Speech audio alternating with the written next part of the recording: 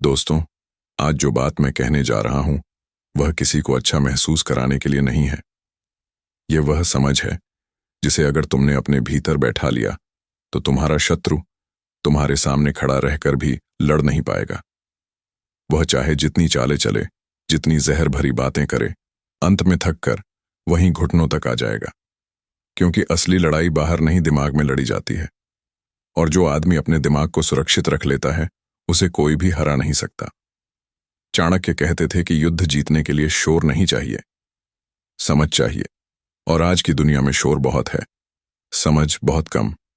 आज मैं तुम्हें 7 ऐसे तरीके बताऊंगा जिन्हें अगर तुम समझ लोगे तो बिना लड़े ही अपने दुश्मन को घुटनों पर ला सकोगे। तो वीडियो शुरू करने से पहले मेरी एक रिक्वेस्ट है, वीडियो को एंड तक देखे बिना मत जाना। और अगर वीडियो पसंद आए तो शेयर जरूर करना। चलिए शुरू करते हैं। पहला तरीका यह है कि तुम अपने शत्रु को प्रतिक्रिया से मारो, जवाब से नहीं। अब इस एक लाइन को हल्के में मत लेना, क्योंकि यही वह जगह है जहां 90% लोग हार जाते हैं। शत्रु जब तुम्हें नीचा दिखाता है, ताना मारता है, मजाक उड़ाता है या जानबूझकर अपमान करता है, तो वह तुम्हें कमजोर समझकर ऐसा नहीं करता। वह ऐसा इसलिए करता है क्योंकि वह तुम्हारे अंदर की भावनाओं को छूना चाहता है। उसे तुम्हारा जवाब नहीं चाहिए, उसे तुम्हारी रिएक्शन चाहिए। उसे यह देखना होता है कि क्या वह तुम्हारे चेहरे के भाव बदल सकता है, क्या वह तुम्हारी आवाज ऊंची करवा सकता है, क्या वह तुम्हें सफाई देने पर मजबूर कर सकता है। जिस दिन तुमने प्रतिक्रिया दे दी, उसी दिन तुमने उसे यह बता दिया कि हाँ, वह तुम्हारे दिमाग तक पहुंच चुका है। अब ध्यान से समझो, जब तुम प्रतिक्रिया नहीं देते तब शत्रु के अंदर क्या चलता है। पहले उसे गुस्सा आता है, फिर भ्रम होता है, और फिर धीरे धीरे डर पैदा होता है कि कहीं तुम उसे पढ़ तो नहीं चुके। बाहर से वह हंसता है, मजाक करता है, लेकिन अंदर उसका दिमाग लगातार घूमता रहता है। वह तुम्हें ऑब्जर्व करता है, तुम्हारी खामोशी में मतलब ढूंढता है, और इसी सोच में अपनी ऊर्जा बर्बाद करता है। ऑफिस हो, परिवार हो या सोशल मीडिया, हर जगह यही होता है। अगर तुम हर बार एक्सप्लेन करोगे तो तुम थक जाओगे, लेकिन जब तुम शांत रहते हो और अपने काम पर लगे रहते हो तो वही लोग अंदर से टूटने लगते हैं। नंद के दरबार में चाणक्य का अपमान हुआ, लेकिन उन्होंने प्रतिक्रिया नहीं दी। उसी चुप्पी में उन्होंने तय कर लिया कि लड़ाई शब्दों से नहीं, व्यवस्था से होगी। राजा को पता भी नहीं चला कि उसी दिन उसका पतन शुरू हो गया। दूसरा तरीका यह है कि तुम अपने शत्रु को उसकी उम्मीदों से भूखा रखो। अब इसे बहुत ध्यान से समझना, क्योंकि यह तरीका ज्यादातर लोग समझ ही नहीं पाते। हर शत्रु तुम्हारे बारे में पहले से एक मेंटल पिक्चर बना चुका होता है। उसे लगता है कि अगर वह ऐसा बोलेगा तो तुम ऐसा करोगे, अगर वह बदनाम करेगा तो तुम सफाई दोगे, अगर वह उकसाएगा तो तुम इमोशनल हो जाओगे। असल में वह तुम्हारे व्यवहार को कंट्रोल करना चाहता है, और कंट्रोल हमेशा प्रिडिक्शन से आता है। जब तुम उसकी उम्मीद के हिसाब से बिहेव नहीं करते, तब उसका दिमाग केओस में चला जाता है। उसे समझ नहीं आता कि अगला कदम क्या होगा। वह बार बार कोशिश करता है कि किसी तरह तुम्हें पुराने पैटर्न में वापस खींच लाए। ऑफिस में वह तुम्हें छोटे छोटे ताने मारता है, मीटिंग में इशारे करता है, सोशल मीडिया पर इनडायरेक्ट कमेंट्स करता है, क्योंकि उसे लगता है कि शायद इस बार रिएक्शन मिल जाएगा।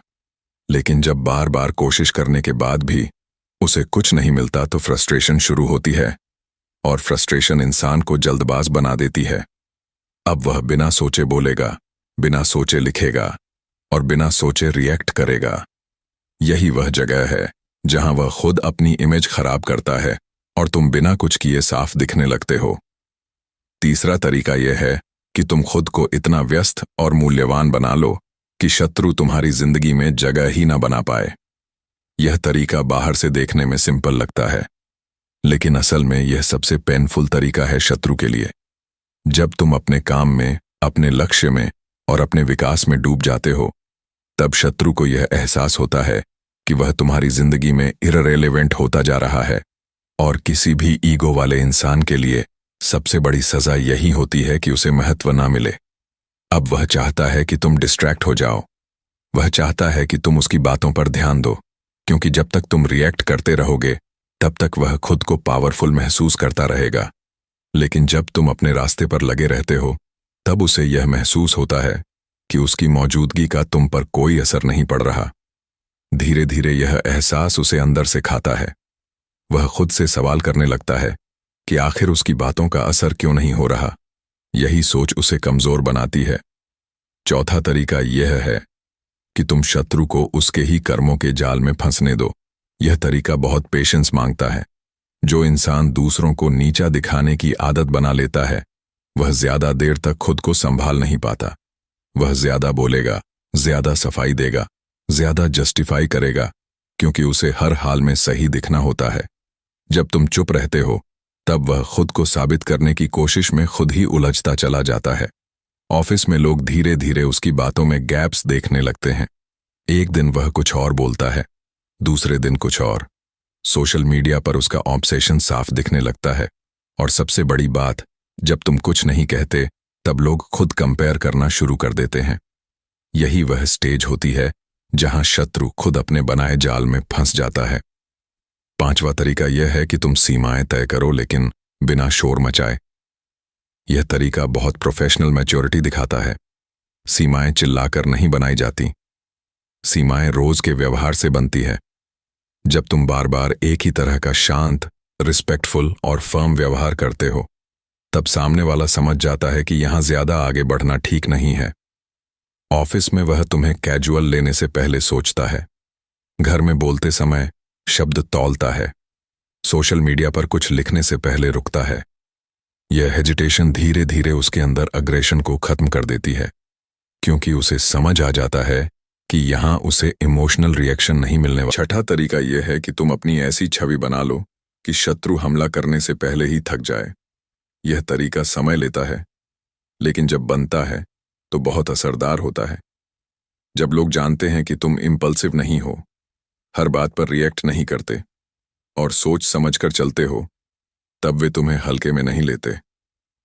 शत्रु बाहर से सामान्य दिखेगा, लेकिन अंदर से तुम्हारे सामने बोलने से डरेगा, क्योंकि उसे पता है कि यहां खेल आसान नहीं है। तुम्हारी शांति, तुम्हारा कंट्रोल और तुम्हारी कंसिस्टेंसी ही तुम्हारी छवि बन जाती है, और यही साइलेंट डोमिनेंस कहलाती है। सातवां तरीका यह है कि तुम भीतर से पूरी तरह स्वतंत्र हो जाओ। यह आखिरी और सबसे ऊंचा स्तर है।